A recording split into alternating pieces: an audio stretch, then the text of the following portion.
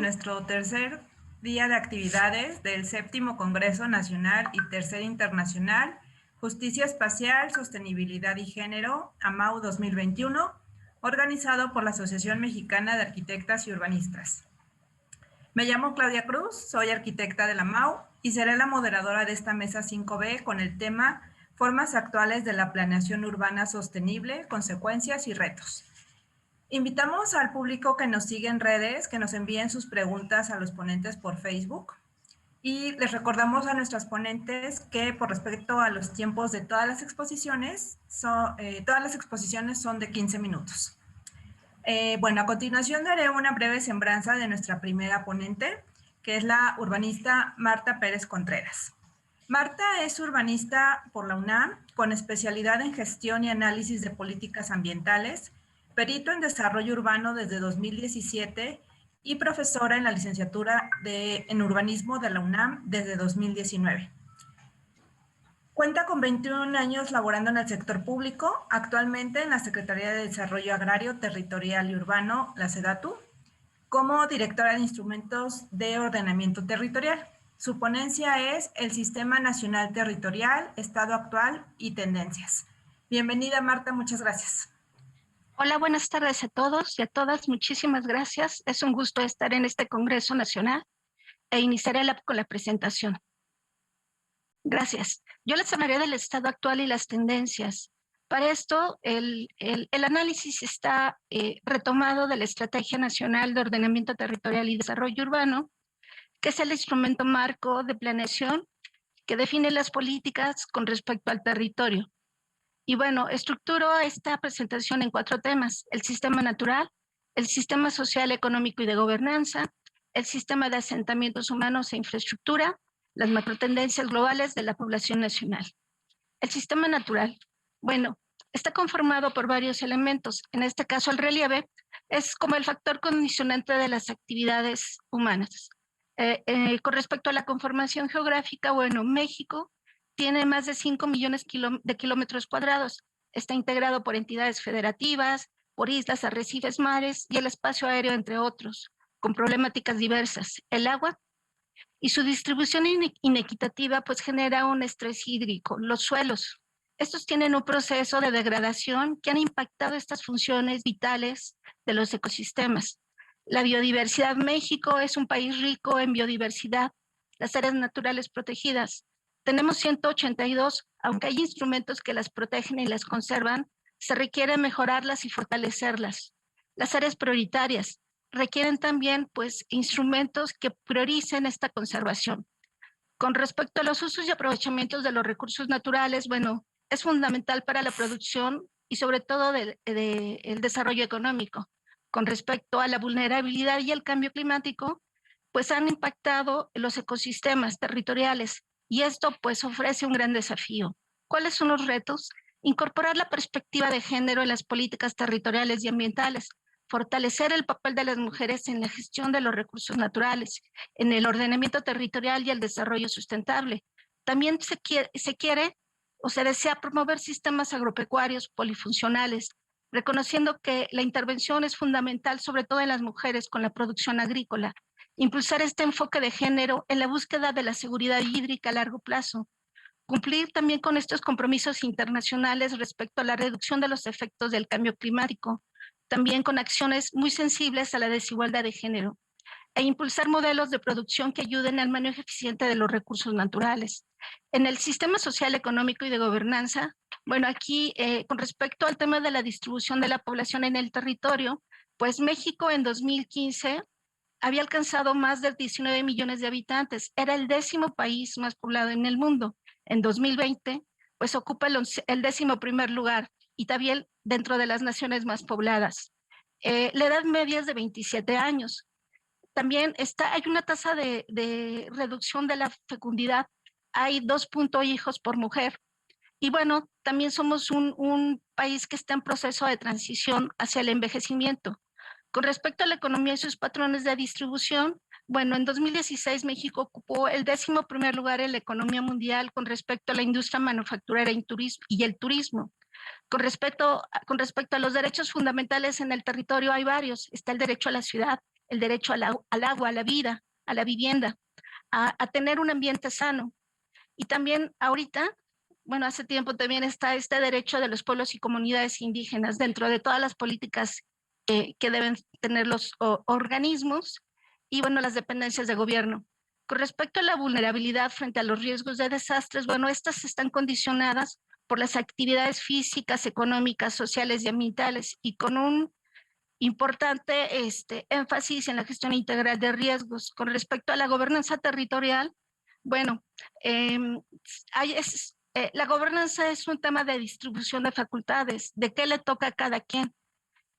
Si bien hay instrumentos que son las herramientas que generan que ésta se pueda llevar a cabo, pues también se requieren recursos financieros para poderlas implementar. El tema de la participación ciudadana es muy relevante y también debe haber un marco de transparencia y rendición de cuentas. ¿Cuáles son los retos? Pues generar estas oportunidades equitativas de educación y empleo, reducir la migración, las desigualdades económicas, sociales y de género entre las regiones del país, establecer ajustes institucionales y normativos, sobre todo que estén orientados a esta justicia socioespacial con perspectiva de género, visibilizar la participación de las mujeres por la defensa del entorno en el medio rural, disminuir estas condiciones de vulnerabilidad de mujeres y niñas frente a riesgos de desastres y cambio climático. Es importante consolidar espacios de diálogo en donde la participación sobre el uso y ocupación del territorio pues está en las mujeres, sobre todo con este fortalecimiento de las capacidades institucionales y organizaciones sociales. En el sistema de asentamientos humanos, bueno, si bien los procesos de urbanización y metropolización han favorecido un desarrollo económico, también han generado esta dispersión contigua cerca de las localidades más urbanas. Y bueno, han generado un crecimiento expansivo. El sistema de ciudades, bueno, es importante comentar que en la actualidad las localidades rurales son asentamientos dispersos. Generalmente presentan difícil accesibilidad, falta de comunicación, escasez de servicios como agua potable, energía, y presentan, bueno, condiciones de pobreza. También las macroregiones y los sistemas urbanos rurales, ahorita en la Estrategia Nacional de Ordenamiento Territorial, bueno, están definidas 6, y estas tienen como por objeto mejorar esta coordinación intergubernamental que vaya un poco más allá de los límites administrativos. Con respecto a la función social del suelo, pues aquí hay que poner énfasis en esta justicia socioespacial, en donde es importante reconocer la legitimidad que tienen las diferentes formas de propiedad del suelo. Con respecto a las redes de equipamiento e infraestructura, pues estos son estructuradores de los territorios y requieren fortalecerse. ¿Cuáles son los retos? Pues mejorar cuantitativa y cualitativamente estos servicios básicos para mejorar la calidad de vida de la población, lograr el suelo asequible en localizaciones seguras, integradas a tejido urbano, en donde se garantice el acceso a las mujeres a la vivienda, promover el derecho a la vivienda adecuada para toda la población, fortalecer estas capacidades institucionales, tecnológicas, competitivas, distributivas y laborales de las ciudades y sus regiones, sobre todo con esta perspectiva de género, fomentar una distribución equitativa de los recursos, el patrimonio, los servicios y entre otros, como elementos indispensables para el desarrollo urbano metropolitano y de los asentamientos humanos. Con respecto a las macrotendencias globales y de la población, bueno, aquí voy a resaltar 8. La primera tiene que ver con este crecimiento poblacional a menor ritmo, pues la población mundial tendrá un crecimiento poblacional a menor ritmo, pero aumentará sobre todo la esperanza de vida. China e India seguirán siendo los países más poblados y México en 2040 será el 9º país con más de 145 millones de habitantes. En la macrotendencia número 2, pues en las próximas 2 décadas la tasa de urbanización seguirá siendo la más alta con este crecimiento de población. Asia, bueno, continuará creciendo con estas megaciudades. Ahorita tiene 21 de 37. Y México llegará a ser una población muy urbana, con el 85% de esta población.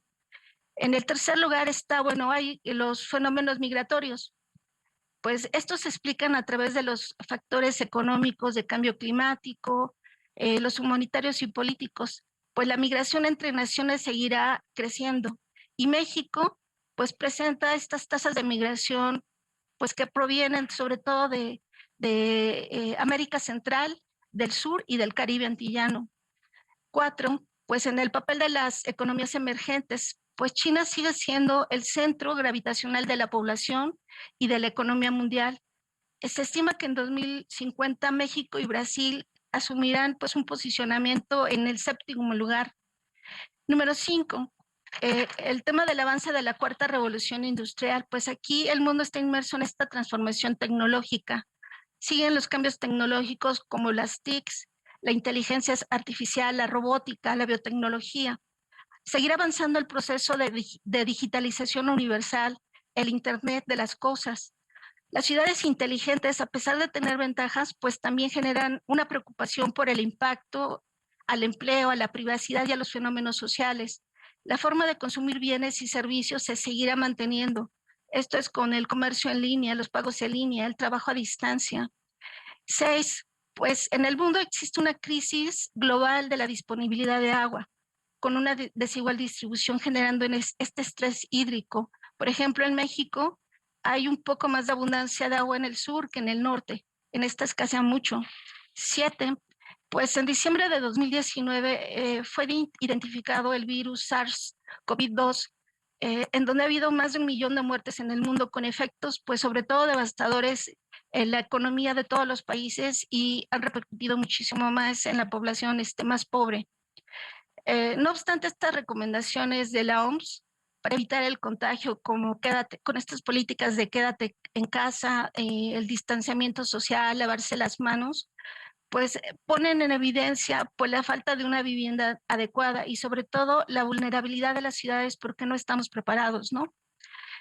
8, las tareas de mitigación y adaptación han avanzado de manera diferente en todos los países.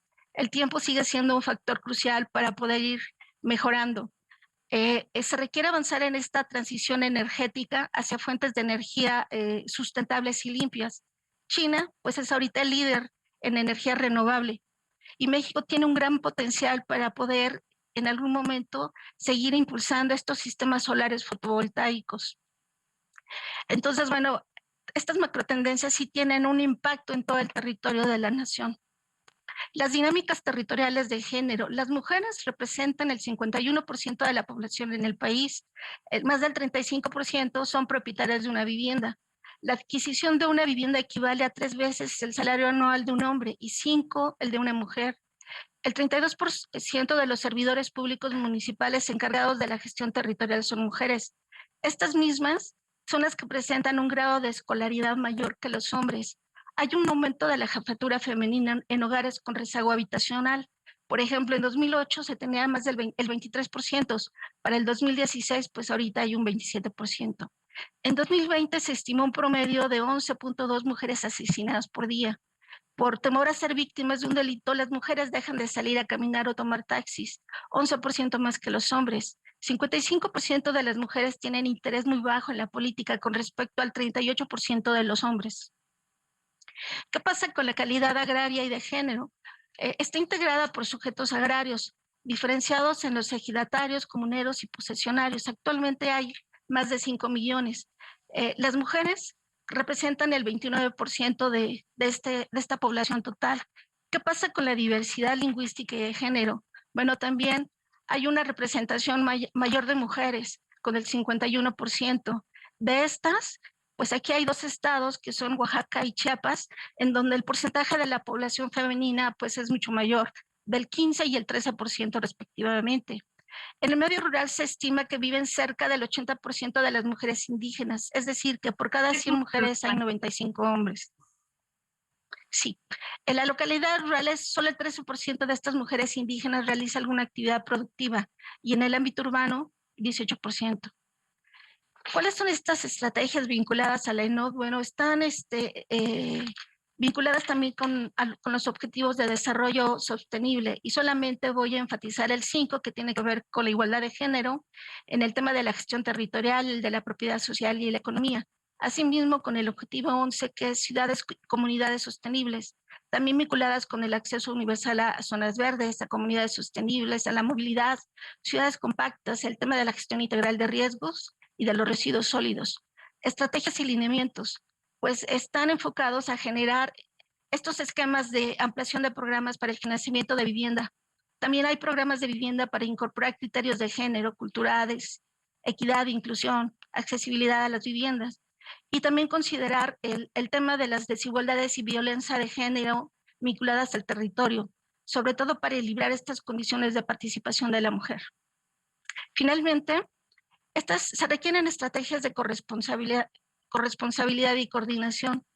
Es importante que en este caso los instrumentos consideren a su vez una pluralidad y paridad para los diferentes proyectos y programas que se tengan. Por ejemplo, está el Consejo Nacional de Ordenamiento Territorial, los consejos regionales, estatales y municipales. Es importante que haya una opinión y una deliberación ciudadana plural dentro de todas las políticas de ordenamiento territorial. Esta es mi última lámina. Muchas gracias.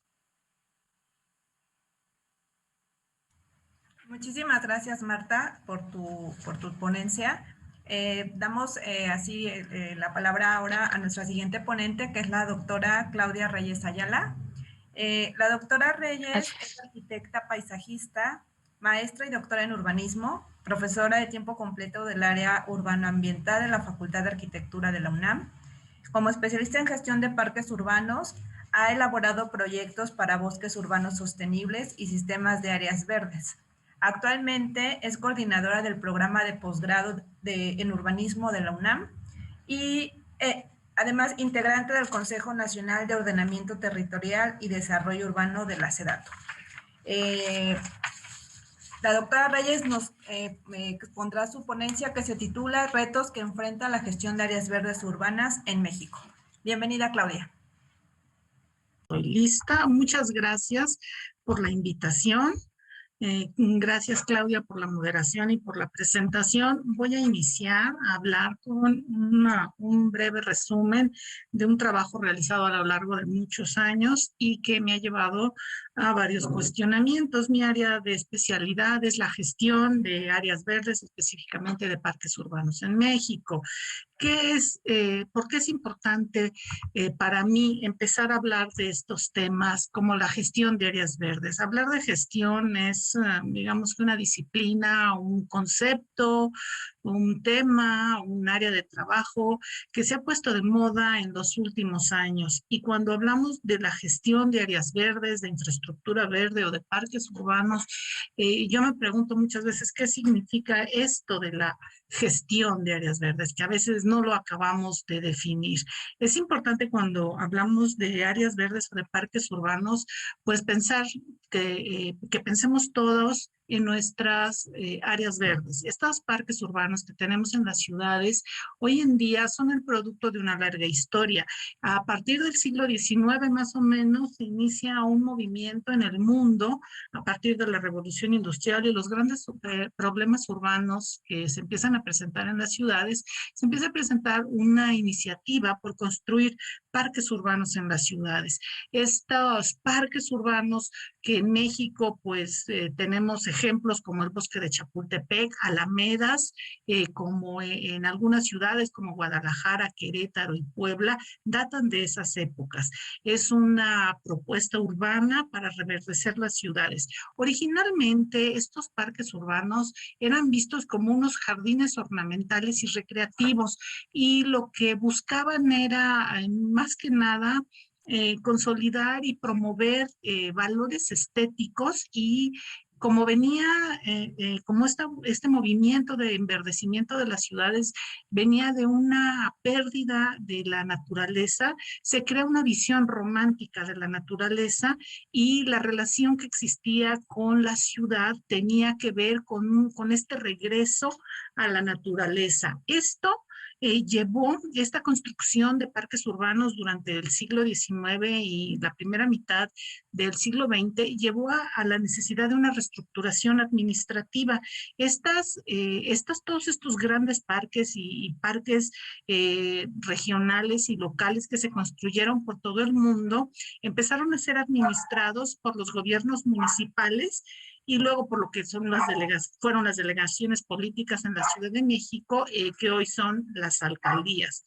El problema que enfrenta la gestión de áreas verdes hoy en nuestras ciudades y específicamente, que es el caso que yo conozco más y que he estudiado, el de la Ciudad de México, tiene que ver con que esta administración que se creó a principios del siglo XX, desde el porfiriato, no ha cambiado. Seguimos teniendo una misma forma de estructurar, de organizar y de atender las problemáticas que presentan nuestras áreas verdes. Es decir, no tienen presupuesto propio, no, carecemos de datos, no existen estadísticas, no existe un área especializada, no tenemos personal especializado y no tenemos programas especializados para atender las problemáticas de nuestras áreas verdes. Estos son algunos de los ejemplos de los que les hablo, algunos de los planos, de las propuestas de enverdecimiento a través de la creación de grandes parques urbanos en diferentes ciudades, París, Londres, Nueva York, y la Ciudad de México. Si los vemos, podemos ver que pues, forman parte de una misma tendencia estilística, urbano-arquitectónica, de arquitectura de paisaje, que se dio como todo un proceso mundial de este reverdecimiento de ciudad. Por eso podemos encontrar ejemplos muy similares en las principales capitales del planeta.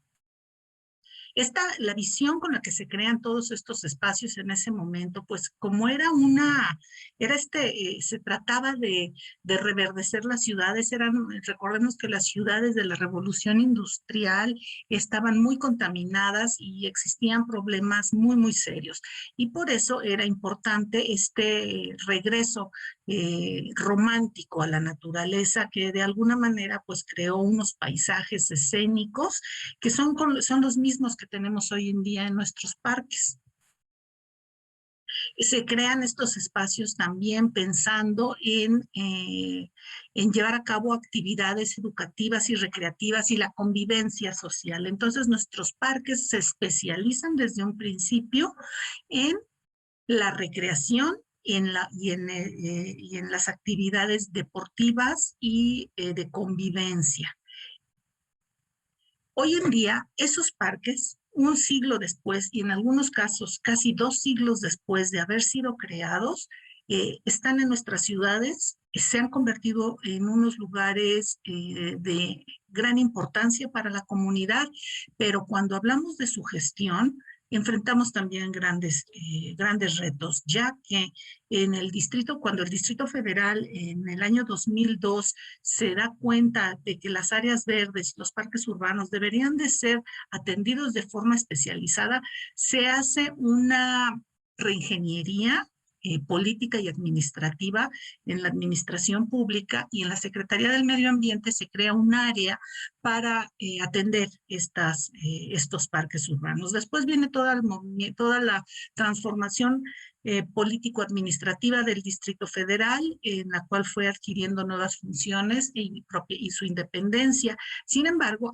cuando era Distrito Federal, era parte de la federación y el espacio público y partes del territorio pertenecían a la federación. Eso ha llevado a que hoy en día las áreas verdes que están en la Ciudad de México, a pesar de estar en el mismo espacio, pueden ser administradas, gestionadas, operadas o como le querramos decir, por 3 niveles de gobierno distintos.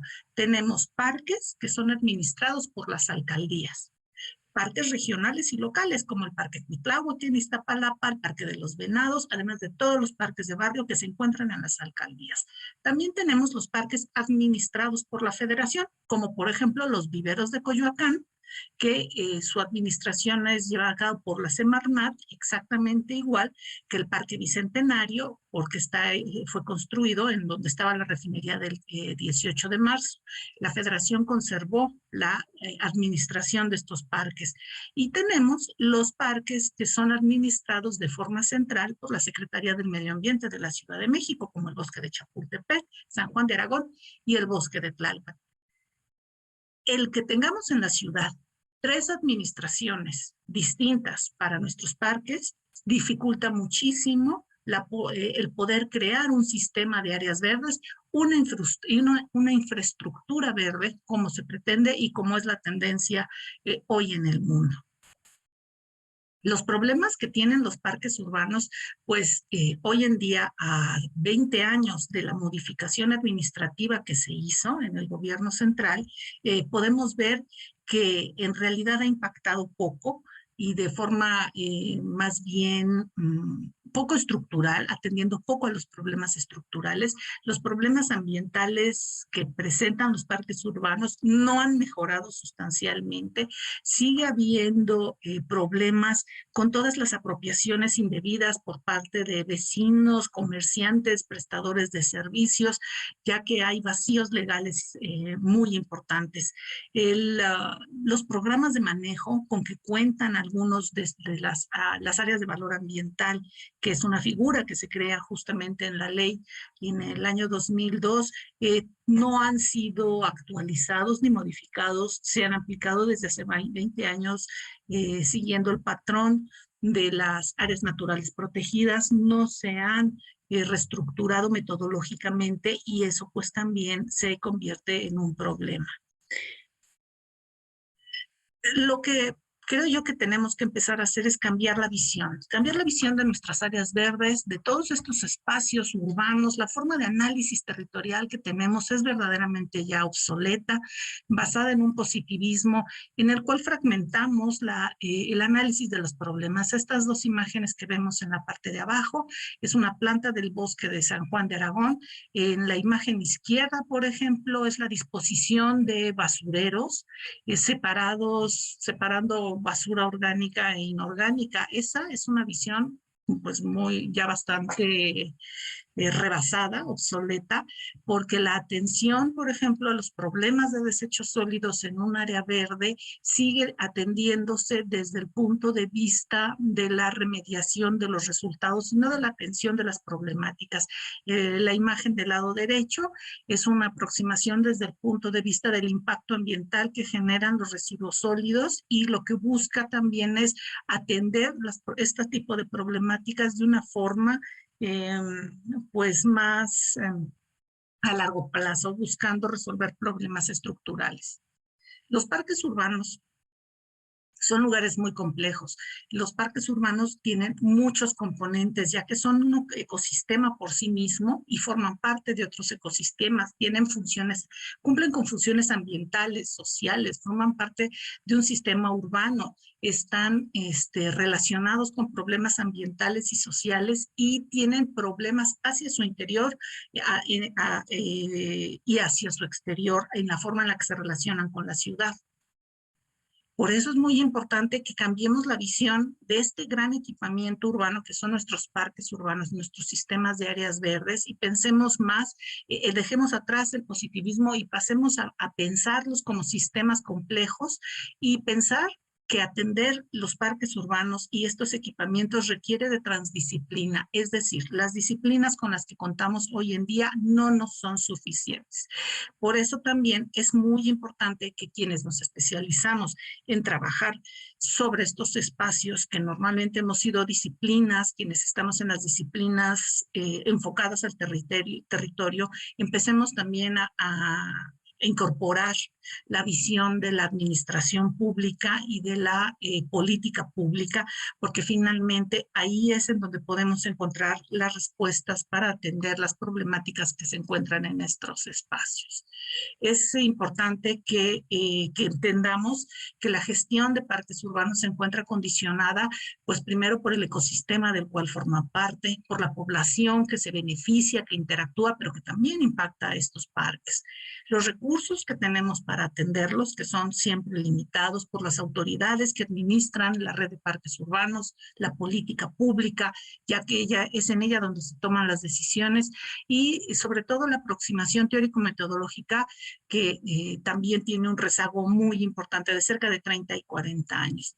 Cuando hablamos ya de gestión, específicamente para analizar los procesos de gestión de los parques urbanos, tenemos que hablar de entender que hay una gestión externa a los parques y que es independiente de ella una gestión interna, y también la gestión desde el punto de vista temporal. Quienes planificamos el territorio siempre hablamos normalmente de la gestión anterior a la existencia del parque urbano y olvidamos la parte de la operación del parque urbano. Son muchas las disciplinas que están involucradas en la gestión de un parque urbano y por eso tenemos que pensar también más allá de nuestra forma tradicional de afrontar estas problemáticas. Es por ello que la gestión de parques urbanos también tiene que tomar en cuenta la nueva gestión pública, y por eso debemos de pensar no solo en que nuestros parques urbanos, sino el resto de los equipamientos urbanos y la forma en la que operamos las ciudades requiere una transformación completa. Muchas gracias. Muchas gracias, doctora Reyes. Bueno, damos entonces ahora paso a la siguiente ponencia, que va a estar a cargo de la maestra Michelle Mesa Paredes. Bueno, Michelle es arquitecta paisajista por la UNAM, con maestría en desarrollo sustentable por la Cátedra UNESCO para la Sustentabilidad, FLACAM. Ha coordinado proyectos de desarrollo sustentable desde la visión territorial hasta los proyectos ejecutables a nivel federal y local, contemplando al paisaje en todas sus escalas, urbanas, rurales, naturales, urbanas y regionales. Coordinó la licenciatura de Arquitectura del Paisaje en la UNAM y actualmente es profesora de tiempo completo en la Facultad de Arquitectura. Su ponencia se titula Diseño basado en la naturaleza, aproximaciones multiescalares hacia la sostenibilidad y la justicia. Bienvenida, Michelle. Muchas gracias, Claudia, y gracias por la invitación, y estoy muy contenta de participar en esta mesa con temas tan interesantes como los que me han antecedido. Yo quisiera hablarles de este tema que a mí me ha estado interesando mucho. Y esto tiene que ver con que en América Latina y el Caribe contamos con 6 de los países más megadiversos del mundo, y el 60% de la vida terrestre mundial terrestre mundial, especies marinas de agua dulce, está en América Latina y el Caribe. Y nosotros formamos parte de estos países megadiversos. Sin embargo, nos encontramos en una situación de gran vulnerabilidad y riesgo en los ámbitos social, ambiental, económico, político, por los problemas exacerbados de la creciente crisis socioambiental y la emergencia del cambio climático. Los impactos pues vienen en muchos sentidos, algunos de los que les presento aquí por medio de los documentos de la CEPAL, son impacto en la agricultura, agua, biodiversidad, bosques, salud, turismo, pobreza, entre otros. Y viendo los objetivos del desarrollo sostenible, que también ya me antecedieron con este tema, pues vemos que hay muchas áreas en las que podemos incidir. El planteamiento de las soluciones basadas en la naturaleza, o Nature-Based Solutions, como se encuentra en la bibliografía, es bastante amplia y depende mucho de la disciplina que la aborda. Depende de los autores y las aproximaciones que plantean. Sin embargo, hablan de la sustentabilidad, el desarrollo sustentable, el bienestar, la biodiversidad, y cómo estas soluciones van dando solución, valga la redundancia, a estos problemas, pero con este enfoque. Y se dice que son soluciones inspiradas, respaldadas o copiadas de la naturaleza, que utilizan sus características y procesos como el uso y mejora de las soluciones que la naturaleza ya actualmente da, o explorar algunas que sean más innovadoras. Incorporan la dimensión económica, ecológica y de planeación, pero es una intervención operativa de los servicios ecosistémicos en las políticas de planeación. Se pretende generar con esto nuevas redes ecológicas de multifuncionalidad y conectividad, con mayor costo-beneficio, que presenten soluciones para el presente, pero que vean en miras al futuro y al cambio climático global, que además puedan adaptarse a las condiciones locales. La condición de éxito es que se puedan adaptar a cada lugar. No hay un recetario. Y algunos de los objetivos, bueno, el almacenamiento de carbono, mitigación de islas de calor, reducción de contaminación, regulación de flujos de agua, conservación de biodiversidad, varios de los temas que hemos visto en los servicios ecosistémicos. Entonces, haciendo como un estudio de cuáles son como estas pues, nuevas tendencias o tendencias actuales o tendencias que se han utilizado, yo les planteo aquí algunas, que es, bueno, la de servicios ecosistémicos, la de ordenamiento ecológico, infraestructura verde y azul, la de la ciudad de esponja, la de drawdowns, climate positive design, del nuevo acuerdo verde o las ciudades felices. En cuanto al ordenamiento ecológico, a mí me parece que es importante plantearlo porque, pues, digamos que este instrumento permite regular o inducir el uso del suelo y las actividades productivas en pro de la protección del medio ambiente y el aprovechamiento sustentable de los recursos naturales. Y por otra parte también tenemos la Estrategia Nacional de Ordenamiento Territorial, que magníficamente ilustraron en la ponencia anterior también. Y el objetivo de esto sería pues lograr una integralidad, una articulación, participación, prospectiva, equilibrio territorial, sostenibilidad ambiental y que ésta sea adaptativa. La Landscape Architecture Foundation plantea a través de su fundación cómo el poder del diseño puede crear un mundo más justo, más equitativo, más sano, y hace un llamado y un decreto para tomar diferentes acciones, bastante interesante. El proyecto Drawdowns propone varias alternativas para poder atender los problemas desde diferentes perspectivas de cambio climático y vemos que 30 de las 98 soluciones tienen que ver con el paisaje, con la relación con el territorio. Climate Positive Design, por otra parte, plantea cómo cualquier intervención que se haga debe de ser positiva, es decir, que no deje una huella de carbono, que capture el mismo carbono, que cualquier área que sea intervenida se plantee cuáles son estos beneficios a mediano y largo plazo en función de las emisiones o reducción de emisiones o secuestro del carbono.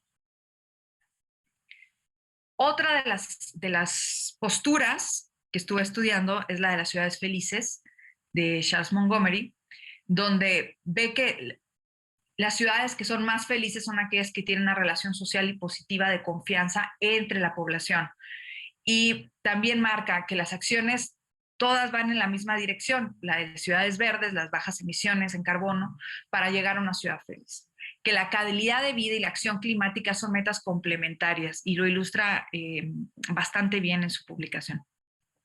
Partiendo de varios principios como la sociabilidad, el placer, la salud, el confort, la equidad, la pertenencia, el significado, la resiliencia dentro de los espacios que se habitan en las ciudades.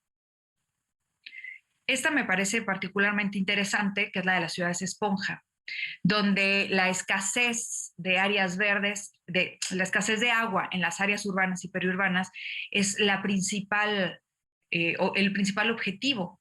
Y la idea es que las ciudades no sean expulsoras de agua y que no tengamos estos problemas de carencia de agua que se presentan en las regiones, sino que sean las ciudades las áreas en las que se infiltra el agua, donde se chupa el agua, donde se almacena. Y también es un cambio de paradigma el pensar que toda el agua que se consume dentro de las ciudades pues tenga que ser expulsada a través de los drenajes hacia los cuerpos de agua, ya sea mares, lagos, ríos. Otro de los problemas es la degradación de ecosistemas urbanos y áreas verdes por la expansión urbana y el incremento en la intensidad y frecuencia de inundaciones en el suelo. ¿Qué hacemos? Metemos todo en una licuadora, lo mezclamos y con esto hacemos algo que sea como complementario y pues yo creo que no. Yo creo que no va por ahí, sino si planteamos soluciones de diseño, no soluciones basadas en la naturaleza, sino soluciones de diseño que bajen la política a acciones puntuales, estas deben de considerar al paisaje como la base de sus propuestas, para poder habitar no solo de forma más congruente, sino más sana para todos, pensando que el paisaje es la base de la vida. Lo que permitiría valorar nuestro gran potencial natural y cultural a partir de una estructura ecológica multiescalar. una estructura ecológica pensando, como bien lo decían la primer participante, del medio biofísico, cuál es su estructura, entender su naturaleza y en base a ello, que es parte del planteamiento que hace Kongyan-yu en la ciudad de Esponja. Pensar de lo general hacia lo particular, pero pensando que el paisaje nos está determinando cuáles son las interacciones naturales, sociales, económicas, cuál es el resultado de esto, que es la percepción del individuo, y pensar que este sistema de componentes que están aquí, estos subsistemas, van a tener una incidencia particular en el individuo, en su experiencia como habitante, partiendo de la ciudad-región, donde no es un polígono administrativo el que delimita cuál es la funcionalidad o las interacciones que se generan en su interior. Partir de una visión holística, como el paisaje como estructura, y que todos los impactos que sean positivos, no algo una acción que deteriore otra área, ¿no?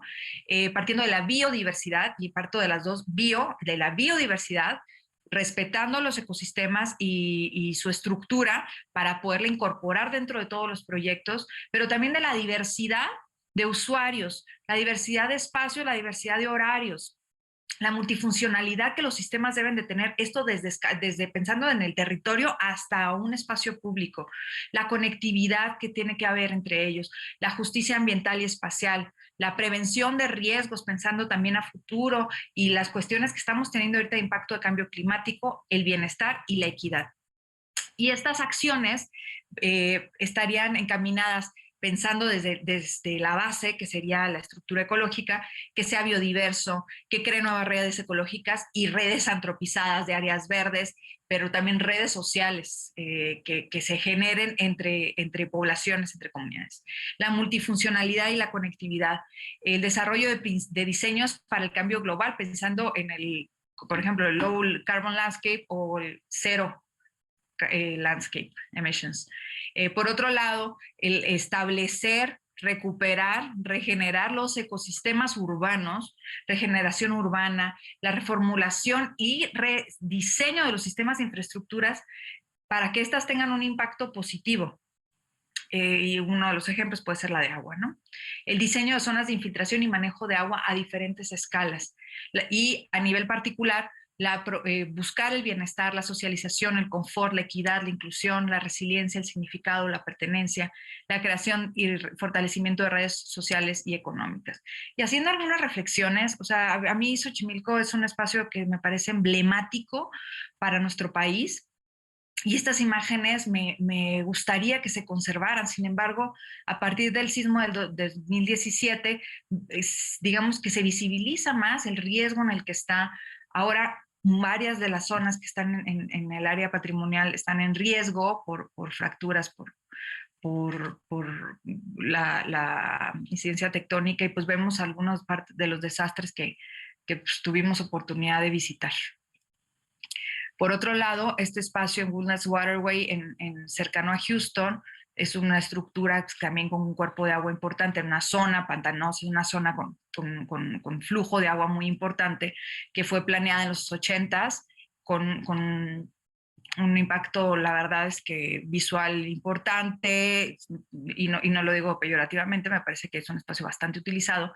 Sin embargo, también es susceptible de los efectos de cambio climático, porque la estructura con la que se pensó no contemplaba que el agua tiene su flujo y que el sistema natural del paisaje tiene su lógica. Por otro lado, esta es una propuesta que me parece súper interesante, los jardines flotantes de Kongyan-yu, donde pues esta es parte del imaginario que tenemos siempre de los cuerpos de agua que están contenidos por concreto. Se convenció a la autoridad de dejar de crear canales de concreto, se generó un sistema alternativo para el control de inundaciones y manejo de agua de lluvia, y se diseñó un parque multifuncional desde una aproximación regional hídrica, contemplando las inundaciones hasta los 50 años, un sistema de control de inundaciones alternativo, y este es el resultado que se tiene ahora, una forma diferente de aproximarse al espacio y desde una visión regional hasta la experiencia de los usuarios, haciendo una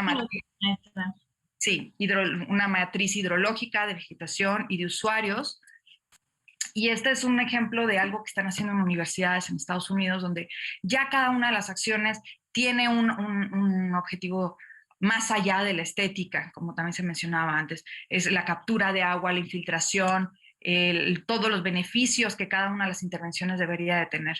Y los beneficios multiescalares son ambientales, económicos y sociales, y son globales, a ciudad, región, a nivel individual.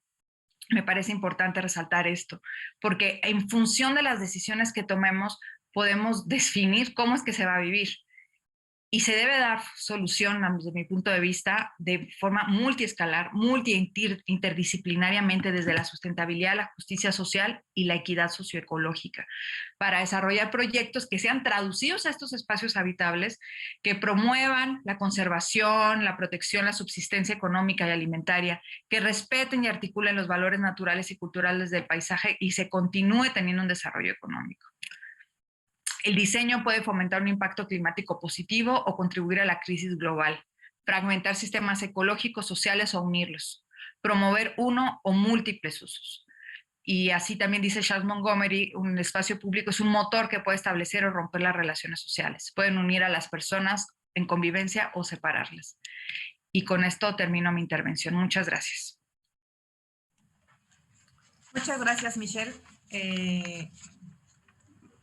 Bueno, ahora voy a mencionar la palabra clave de asistencia del día de hoy, que es justicia. Bueno, continuamos con nuestra mesa. Nuestra siguiente ponente es la doctora Cristina Ayala Azcárraga. La doctora Ayala es bióloga y doctora en Ciencias de la Sostenibilidad por la UNAM. Es profesora de la Facultad de Arquitectura y de la misma institución donde imparte las materias de sistemas socioambientales y sostenibilidad de desarrollo urbano. Actualmente está a cargo del área de investigación e innovación educativa dentro de la Coordinación Universitaria para la Sustentabilidad de la UNAM. Y bueno, la doctora nos presenta la ponencia Los espacios verdes, columna vertebral de la sustentabilidad urbana. Bienvenida, Cristina.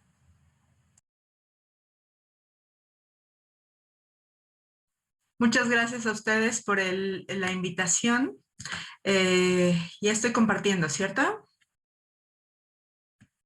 ¿La pantalla? Así es. Sí. Sí. Ok, muchas gracias. Bueno, pues entonces, mi tema es los espacios verdes, columna vertebral de la sustentabilidad urbana. Y en ese sentido, pues creo que por el tipo de foro en el que estoy, sobra decir que vivimos en un mundo que está cada vez más urbanizado. Sabemos que las oportunidades de educación, de empleo, de acceso a servicios que se generan dentro de las ciudades han favorecido que actualmente el 50%, un poco más del 50% de la población mundial viva en estos sitios. Esto ha impulsado el crecimiento urbano, el cual ha conllevado altos niveles de cambios de uso de suelo y degradación ambiental, afectando la calidad de vida de sus habitantes y estableciendo grandes desafíos para la sustentabilidad urbana.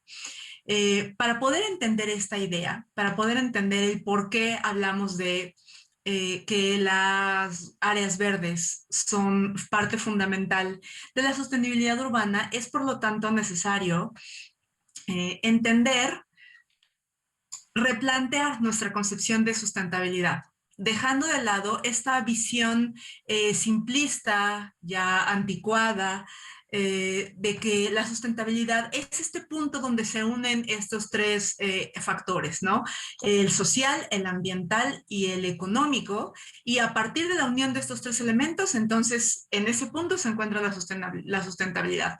En la medida en la que nos alejemos de esa visión que tiende a ser más bien simplista, que tiende a reducir solamente a la coincidencia de estos elementos más que a la interacción de los elementos, a las propiedades emergentes del propio sistema, a todo ese tipo de cuestiones, vamos a poder entender por qué es que las áreas verdes son parte fundamental. Si empezamos a verlo entonces como una compleja gama de desafíos sociales, económicos y ambientales que requerirán profundas transformaciones a todos los niveles, desde la forma en la que la sociedad interactúa con el planeta hasta la deconstrucción de nuestro concepto de desarrollo, entonces vamos a poder entender esto que les estoy mencionando. Bajo esta concepción, y reconociendo a las ciudades como sistemas complejos donde interactúan también factores sociales, económicos y ecológicos, podemos entender la necesidad de desarrollar competencias, como ya bien lo mencionaba mi colega, la doctora Reyes, la doctora Claudia Reyes anteriormente, la importancia de desarrollar competencias como el pensamiento sistémico, creo que no estoy pasando las diapositivas, acá está, como el pensamiento sistémico, como una competencia de colaboración, de transdisciplina para abordar los problemas socioecológicos asociados a las áreas verdes. Entonces, bueno, al respecto también existe una creciente tendencia internacional para reconocer el papel de estos espacios como piezas clave para apoyar en la transición hacia la sostenibilidad a partir de los beneficios que obtenemos de ellas. Sabemos que estos sitios proveen múltiples servicios ecosistémicos como la purificación del aire, la captación de carbono, la recarga de acuíferos, además de aumentar el potencial de resiliencia que puede tener la ciudad. Pero a continuación voy a mencionar algunos ejemplos que no han sido tan ampliamente reconocidos en muchas ocasiones debido a su carácter multifactorial y en ocasiones pues también difuso, porque como ya mencionamos, al ver el sistema urbano y el sistema ecosocial de las áreas verdes, pues evidentemente este tipo de pensamiento nos hace que perdamos la distancia entre las disciplinas y que entonces empiece a ser difuso, empiece a ser difícil medir. Y bueno, de cualquier forma, hay forma de hacerlo. Y a partir de eso voy a mencionar algunos ejemplos. El primer ejemplo sería la regulación del clima. Debido a su ubicación geográfica, procesos climáticos locales y globales, muchos ecosistemas urbanos están sujetos a altas temperaturas y en algunos casos incluso son susceptibles a eventos de calor extremo, de clima árido crónico, no sé si es el término adecuado, o en algunos casos ambos. La vegetación urbana en este sentido puede proporcionar un servicio ecosistémico de enfriamiento que es muy importante. En el 2011 se publicaron una serie de artículos científicos que evaluaron el paisaje de riesgo del calor urbano, o sea, la variación espacial en la exposición al riesgo y vulnerabilidad humana potencial al calor extremo, en la ciudad de Phoenix, Arizona. En esta región, la vegetación proporcionó un enfriamiento de la superficie de casi 25 grados centígrados en comparación con el suelo desnudo en los días de verano con poca humedad. Sin embargo, esta disponibilidad de vegetación y la capacidad de mantenerla viva de forma adecuada tuvieron una fuerte relación positiva con los ingresos del vecindario, encontrando temperaturas más frescas, o sea, la creación incluso de microclimas más frescos en donde vive la gente blanca o con mayor poder adquisitivo, en algunos casos las dos cosas. Por lo tanto, aunque el aumento de la vegetación puede ser una estrategia para moderar los cambios climáticos regionales en este tipo de áreas urbanas, al mismo tiempo que proporciona múltiples servicios ecosistémicos, la vegetación también tiene implicaciones económicas e hídricas que no todo el mundo puede permitirse costear. Y esto puede terminar agravando una justicia de inequidad social que debe manejarse mediante políticas públicas ambientales. Este evidentemente es un tema en sí mismo que se debería de llevar toda una plática. No es el tema de esta plática, pero ya empezamos a ver cómo lo que parecía ser un tema únicamente social, en realidad tiene que ver con el ambiente, pero en realidad tiene que ver con las desigualdades y con una serie de cuestiones históricas que han propiciado este tipo de situaciones, ¿no? Pero bueno. En cuanto al ahorro de energía, bueno, al tener esta capacidad de regulación de temperatura, las áreas verdes e incluso los árboles de acompañamiento vial solidarios tienen un potencial de enfriamiento que puede ser equivalente a encender el aire acondicionado de 10 habitaciones durante 20 horas al día. Eso es mucho. Y en invierno también puede ayudar a ahorrar hasta un 25% de gasto en calefacción. Otra cuestión, otro beneficio que podemos obtener de las áreas verdes es la reducción de la contaminación sonora. El ruido proveniente del tráfico vehicular, los gritos, la música, los aparatos de construcción, son solo ejemplos del paisaje sonoro de las ciudades. Se ha demostrado que estos pueden producir un aumento en la presión sanguínea de los niños y aumentar drásticamente los niveles de estrés y depresión sanguínea también en adultos. Al respecto, los espacios verdes urbanos constituyen, por lo tanto, un factor importante para mejorar la percepción negativa del ruido en las ciudades. Se ha propuesto incluso que a mayor disponibilidad de áreas verdes serán menores entonces las molestias por ruido a largo plazo y la prevalencia de síntomas psicosociales relacionados con el estrés que este ocasiona. Las áreas verdes en ese sentido funcionan, uno, como barrera física ante este sonido y otra, sustituyendo el paisaje sonoro. De esos gritos, esa música, esos ruidos característicos de las áreas urbanas, por cantos de aves, que como más adelante les mencionaremos, también tiene su efecto. De hecho, justo en este momento. Otra de las ventajas que tiene tener áreas verdes en las ciudades es el mantenimiento de la biodiversidad. Las reservas, parques, camellones e incluso los árboles solitarios fungen como centros de conservación para centenares de especies de aves, mamíferos, reptiles, insectos, arácnidos, entre otros muchos grupos, al proporcionarles refugio y oportunidades de anidación, alimentación, descanso y reproducción. Ante esto, las áreas verdes urbanas de todo tipo no solo juegan un papel importante en la preservación de estos organismos que son importantes en sí, sino que favorecen el establecimiento de la relación entre la fauna y los seres humanos. Esto es importante porque, como les mencionaba anteriormente, las aves pueden sustituir por medio de su canto y por medio de estos sonidos que generan el paisaje sonoro característico, teniendo efectos en la salud de las personas.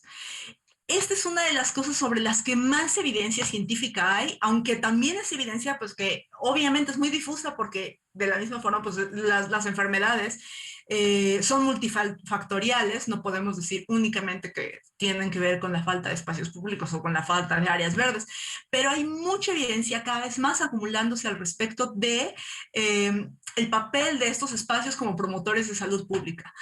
La evidencia científica respecto a esta relación entre la mejora de salud física y mental y la presencia, acceso y uso pasivo o activo de las áreas verdes de verdad es abrumadora. Se dice que esta relación se debe al efecto de restauración psicológica que tienen estos sitios en nuestra mente, permitiéndonos no solo disminuir nuestros niveles de estrés, sino que también aumentando nuestras capacidades cognitivas e incluso sociales y afectivas. Existen estudios que han ligado el contacto de la naturaleza con actitudes altruistas y de generosidad, lo cual podría ser producto de la comprensión del sistema del que formamos parte, agregando a nuestra personalidad mayor sensibilidad e humanismo. Yo sé que esto suena como algo un poco New Age, como algo que no tiene que ver con la ciencia, pero en realidad tiene mucho que ver. De hecho, los gobiernos internacionales también empiezan a reconocer la ventaja que tiene justamente estos espacios en la salud pública. Inglaterra, por ejemplo, ha reconocido que tiene un grave problema de salud pública, ya que al año se prescriben cerca de 27 millones de antidepresivos, con un costo de 338 millones de libras para el presupuesto gubernamental de salud. Por eso se ha propuesto una agenda verde que incluye la ecoterapia como parte de las estrategias para reducir estos números. De forma similar, la Asociación Mexicana de Pediatría Americana de Pediatría ha realizado muchos estudios que demuestran la importancia que tienen para los niños jugar al aire libre para promover su salud física y mental, además de ser esencial para adquirir habilidades cognitivas, sociales, emocionales, y por esto los Estados Unidos ha valorado sus parques como centros de esparcimiento en $2,000 millones al año. En México, la obesidad, pues evidentemente es un problema de salud pública. Nuestros índices nos dicen que 7 de cada 10 adultos tienen sobrepeso.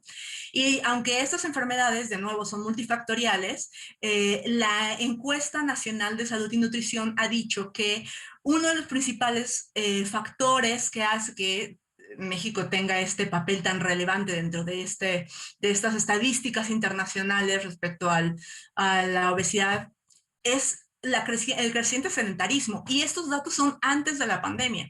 Los mexicanos pasamos alrededor de 16 horas en actividades como dormir, estar sentado frente a la televisión, computadora o en el transporte de día, no dormir de noche, lo cual significa que pasamos más del 80%. Ujú. Del tiempo diurno en actividades sedentarias. Voy a tener que correr, así que bueno. También tienen un papel desde la perspectiva social. Diversos estudios sugieren que estos sitios desempeñan un papel fundamental en la formación de la red de soporte y la cohesión social de una comunidad. Facilitan la socialización de diferentes grupos que a lo mejor en otros espacios no hubieran podido convivir, y además también puede tener una mejora en la economía local y propiciar incluso mayor seguridad. Hoy todavía me falta bastante, entonces le voy a apurar mucho. Y también aumento en la plusvalía. Ahora, es importante decir que hay ejemplos que nos pueden hablar de lo bien que se pueden hacer las cosas, como en este caso, el caso de Seúl, que decidió tirar una vía para recuperar un río. Este proyecto tuvo muchísimas ventajas en la economía, en la salud, en la movilidad de la zona, en la biodiversidad que puede albergar. Sin embargo, no todo es miel sobre hojuelas. Este proyecto también, aunque muy benéfico y aunque de hecho catapultó a la presidencia al gobernador de aquel momento, fue un proyecto que también costó mucho más de lo que se planteaba, no ha podido ser escalado, y también se ha hablado mucho de la gentrificación que causó y de muchas otras cuestiones que desató, sobre las cuales hay que seguir trabajando. A pesar de lo anterior, me gustaría terminar diciendo que es importante que reconozcamos que al ser un problema de la sostenibilidad, o que hay ser cuestiones que se deberían de abordar desde la sostenibilidad, no vamos a tener soluciones únicas. Las áreas verdes no pueden ser vistas como la solución universal, el paracetamol que viene a salvar a la ciudad. Tiene que ser gestionado desde las competencias que ya mencionamos y sabiendo que siempre vamos a jalar hilos que no queríamos desatar. Pero es importante remarcar que, como bien dice el recién desaparecido Jamie Lerner, una ciudad que evoluciona en su calidad de vida es una ciudad que evoluciona en su sostenibilidad. Eso es todo. Muchas gracias. Muchas gracias, Cristina.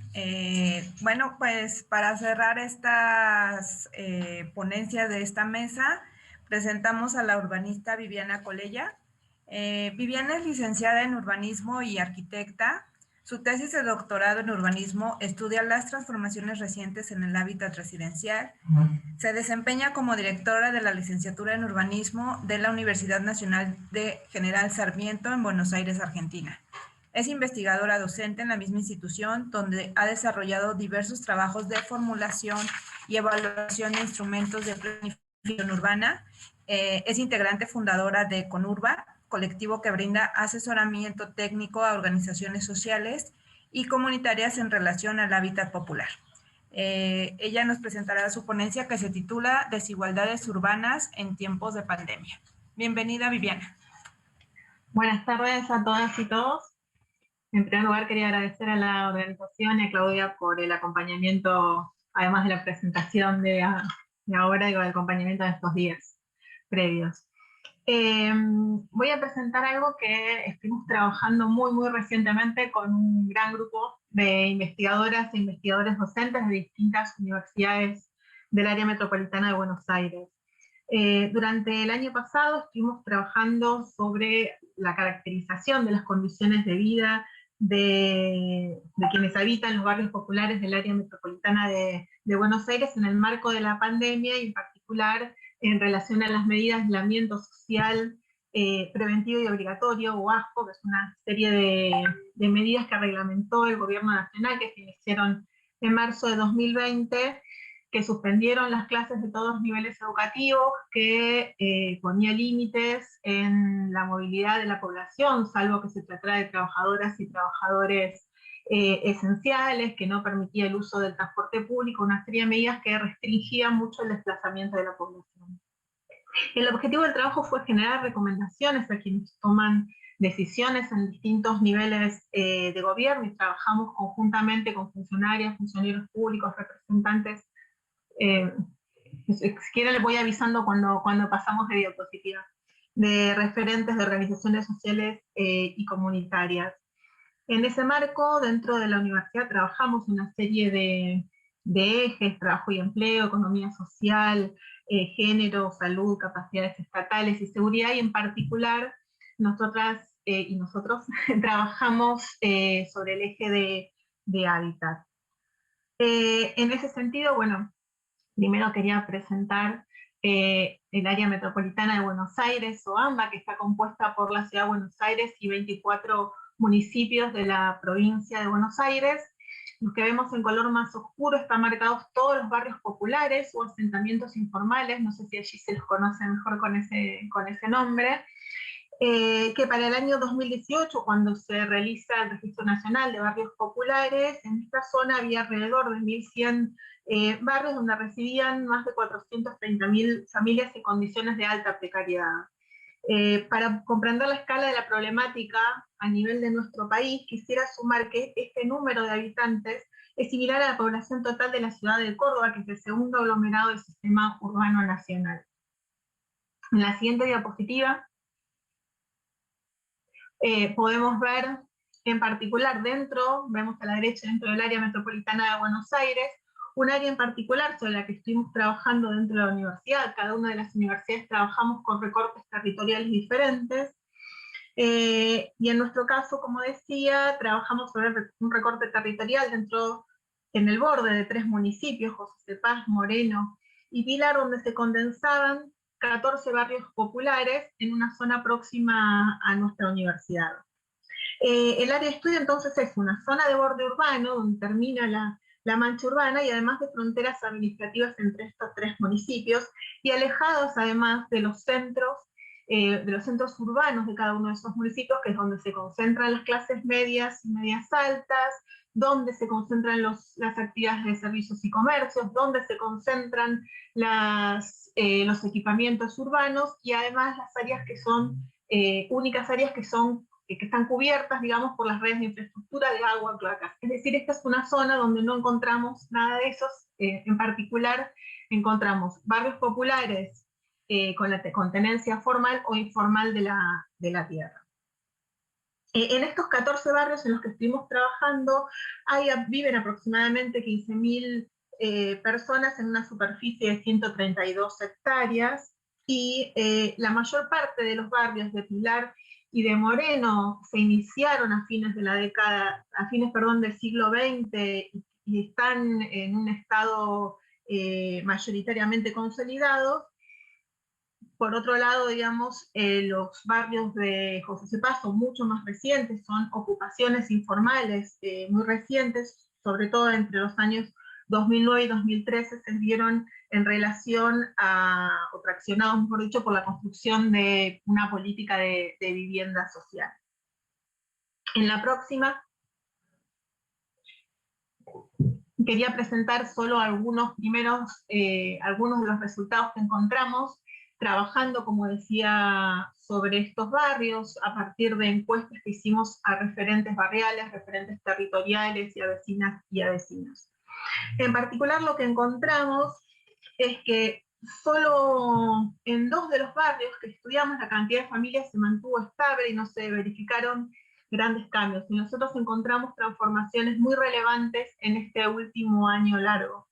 En general, la mayoría, digamos, de las transformaciones que encontramos estuvieron ligados a nuevos alquileres de habitaciones y viviendas, algo que no es frecuente en los barrios populares del área metropolitana de Buenos Aires, que no es frecuente, fuera de la ciudad de Buenos Aires.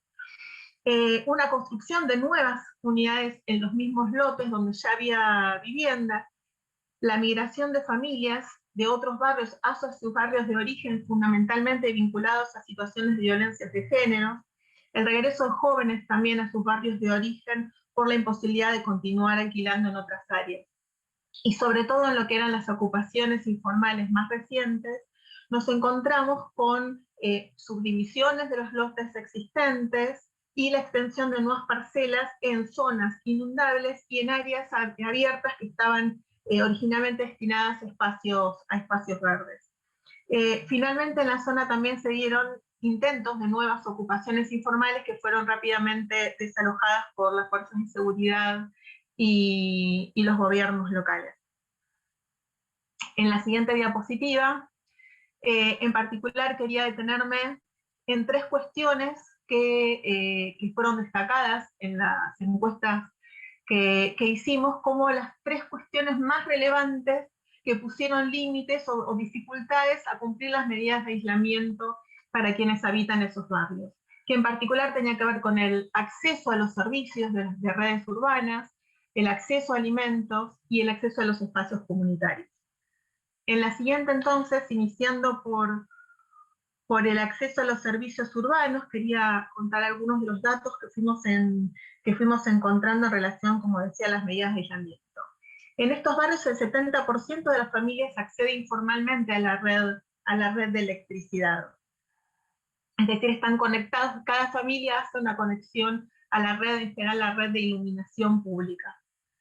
Esto afectó esto hizo que durante las medidas de aislamiento, con mayor cantidad de personas dentro de las viviendas, en mayor cantidad de tiempo, hubo cortes del servicio y caídas de la atención que afectaron fundamentalmente a las familias que acceden al agua a través de bombas, y esto hizo que la falta de agua hiciera que muchas familias optaran por canillas comunitarias a donde salían de sus viviendas para poder conseguir el agua. Por otro lado, en relación a la energía utilizada, el 90% de las familias utilizan garrafas de gas licuado envasado, que es mucho más caro que el servicio de red de gas natural. Por tanto, con el aumento durante estos meses de la demanda de raciones elaboradas en comedores y en merenderos de apoyo social y el surgimiento de numerosas ollas particulares, indujeron a que muchas organizaciones sociales utilizaran la quema de combustible, leña, cartón o materiales de reciclaje diversos con el fin de reducir los costos. Finalmente, algo que, como algunos de ustedes ya fueron comentando en las ponencias, tuvo una gran relevancia en estos últimos meses, tiene que ver con el acceso a Internet. La mayoría de las familias no tiene Wi-Fi, se conecta a partir del consumo de datos de telefonía celular, y los problemas de conectividad asociados representaron barreras en el acceso a prestaciones sociales, sobre todo en poder acceder a programas sociales y jubilaciones, y además en la continuidad de los estudios. En este contexto, las organizaciones sociales cumplieron un rol fundamental haciendo las gestiones virtuales. Entonces, en ese sentido, encontramos por un lado la necesidad de salir de las viviendas para poder acceder al agua en canillas comunitarias, a comprar la garrafa, ¿sí? O hacer algunas de las gestiones. Y por otro lado también salir de las viviendas y organizarse para poder hacer el mantenimiento, los arreglos de esta red, ya que las empresas prestatarias no reconocen a las familias que habitan los barrios populares como clientes, puestos que tienen un acceso irregular a los servicios. En esos contextos, quienes se encargan de acarrear el agua, de comprar las garrafas o de la organización comunitaria para realizar compras colectivas o arreglos son mayoritariamente mujeres, lo que impacta en la cantidad de tiempo dedicado a las tareas de cuidado, así como la necesidad de la salida de las viviendas de las mujeres junto con las infancias que tienen a su cuidado. En la próxima. Como decía, esto tenía que ver con la necesidad de salir de las viviendas y de los barrios para el acceso a los servicios. Otra de las cuestiones que anticipaba tenían que ver con poder acceder a la provisión de alimentos. En ese sentido, en los 14 barrios del área que analizamos, una de las cuestiones que fuertemente surgió es la creciente demanda de asistencia en provisión de alimentos desde marzo de 2020. Encontramos fundamentalmente que se dieron dos tipos de políticas, uno que es la provisión directa de alimentos y la otra programas que suponen aportes monetarios. En el primer caso, en las encuestas, se destacó el Servicio Alimentario Escolar, o SAE, que es un dispositivo propuesto por la provincia de Buenos Aires que implicaba la entrega de mercadería en bolsones a las familias de quienes solían concurrir a las escuelas. En ese sentido, la amplia cobertura territorial que tienen las redes de instituciones educativas permitió garantizar que la política llegara a casi todos los barrios de la provincia. En el segundo caso, en las entrevistas se destacaron fundamentalmente la tarjeta alimentar que permite la compra de alimentos, la asignación universal por hija o hijo y el ingreso familiar de emergencia. Los dos primeros se utilizaron fundamentalmente para la compra de alimentos frescos que complementan, digamos, la asistencia de otras políticas que solo dan yerba, harinas, algunos elementos secos. Y fundamentalmente nos interesaba detenernos en el tercero de estas políticas, que es el IFE, o ingreso familiar de emergencia, porque tuvo impactos físicos o espaciales en los barrios.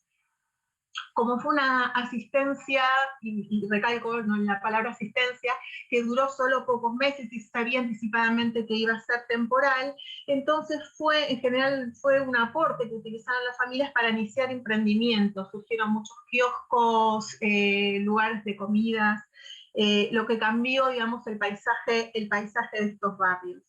En la próxima. 3 minutos, urbanista. En la próxima. La tercera cuestión que quería comentar tiene que ver con el acceso a los espacios comunitarios. En primer lugar, la emergencia sociosanitaria reconfirmó la necesidad de una mayor organización colectiva para solucionar los problemas de los barrios, y surgieron de este modo grupos dedicados además a darle solución a ellas, como cuadrillas de trabajo para colocar luminarias, o realizar zanjeos, otra serie de obras. Y estas nuevas demandas y las diversas modalidades, además organizativas, que surgieron para darles respuestas, requirieron repensar y adaptar los espacios físicos existentes a estas nuevas necesidades y modalidades. En segundo lugar, algunas actividades colectivas que se realizaban fuera del ámbito doméstico ingresaron ahora al ámbito de la vivienda, como por ejemplo las actividades educativas, que tuvieron que empezar a realizarse dentro de las casas, que por tener un alto grado de hacinamiento, digamos, representaron una limitación. Y la tercera cuestión es que los espacios comunitarios, que funcionaban además como un espacio de circulación de información, de toma de decisiones y disputas, se cerraron durante estos meses, o se readaptaron y cumplieron solo algunas funciones esenciales y de emergencia. Por este motivo, las organizaciones utilizaron la virtualidad, ¿sí?, como otro espacio de disputa, de toma de decisiones. Para finalizar, en la próxima diapositiva, y solo a modo muy preliminar, nos parece relevante en este contexto pensar en la necesidad de la provisión de una red de espacios comunitarios flexibles, con programas adaptables a distintas necesidades y demandas, que puedan acoger actividades de trabajo, de cuidado, de consumo, de acopio, de recreación, depende de cómo resulte necesario. Pero además que cumplan la función de nodos físicos y de conectividad virtual, facilitando la comunicación, el intercambio y la toma de decisiones colectivas. Y destaco la palabra o la idea de la red, ya que entendemos que es necesario superar la forma tradicional de intervención estatal a través de programas y acciones fragmentadas por unidad barrial, y pensar en programas, una planificación que piense simultáneamente estas acciones inter e intrabarrial. Muchas gracias. Muchas gracias, Viviana. A continuación voy a dar nuevamente la palabra clave de asistencia del día de hoy, que es justicia. Bueno, a continuación vamos a hacer una pregunta que tomamos de las personas que siguen la transmisión desde el canal de YouTube. Cada exponente contará con 1 minuto y medio para responder a ella, siguiendo en el mismo orden en el que fueron en el que expusieron previamente. Bueno, la pregunta es, ¿cómo asegurar que el acceso a áreas verdes y en general a la planeación sostenible no sea algo que se vea sesgado por el nivel socioeconómico y justo no genere más segregación espacial? Marta, por favor. Sí, una de las políticas o ideas es incorporar sobre todo esta participación ciudadana dentro de las políticas públicas. Creo que nosotros como habitantes, como ciudadanos o personas, podemos de alguna manera vigilar, promocionar, poder, de acuerdo a nuestras necesidades en nuestros entornos diferentes, podemos promover que haya un cambio, tener esta visión, sobre todo pensando que no estamos solos. Sí se requiere un trabajo de coordinación transdisciplinario, o sea, sumarnos todas las disciplinas para poder identificar cuáles son los retos, las oportunidades. También identificar que hay problemas que van mucho más allá de una situación política, tienen una situación de un reto económico. También se requiere pensar que la persona está dentro de todas estas esferas de trabajo, de estas políticas públicas. Tiene que haber una integralidad, sobre todo para que podamos funcionar de diferente manera. Muchas gracias. Gracias, Marta. Claudia.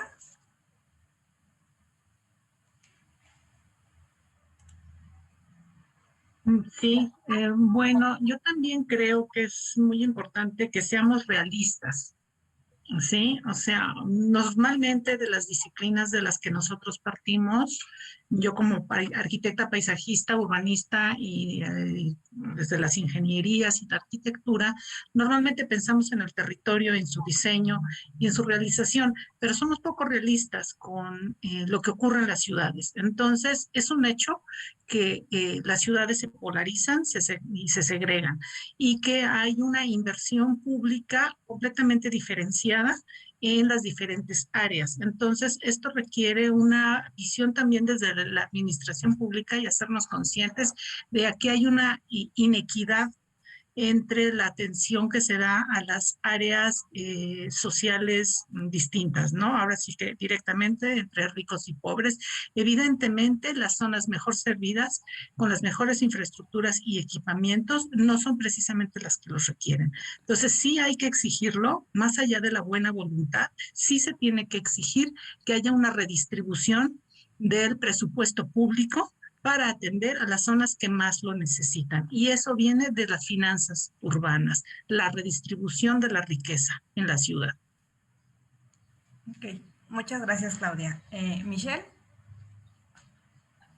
Me sumo a lo que está exponiendo mi colega Claudia Reyes. Me parece que tenemos que repensar la forma en la que vivimos la ciudad, porque estamos acostumbrados a lo que tenemos.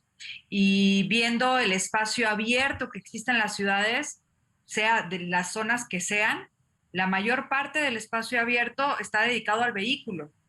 Y hay planteamientos que se están haciendo para poder transformar estas áreas en áreas caminables, en áreas verdes, pero mientras no se piense de forma integral e interdisciplinariamente cómo articulamos esto con una estructura bueno, para desalentar el uso del transporte privado, privilegiar al transporte público eficiente, digno, pues bueno, ahí necesitamos estructurarlo de una forma distinta. Una cosa es para nuevos proyectos, que eso, tenemos derecho al espacio abierto, tenemos derecho a las áreas verdes. Y como dice Claudia, es algo que se tiene que exigir. Sin embargo, hay que pensar de forma diferente a quién queremos privilegiar en las ciudades. Seguimos privilegiando al vehículo, entonces tendremos los mismos resultados. Gracias. Gracias, Michelle. Cristina.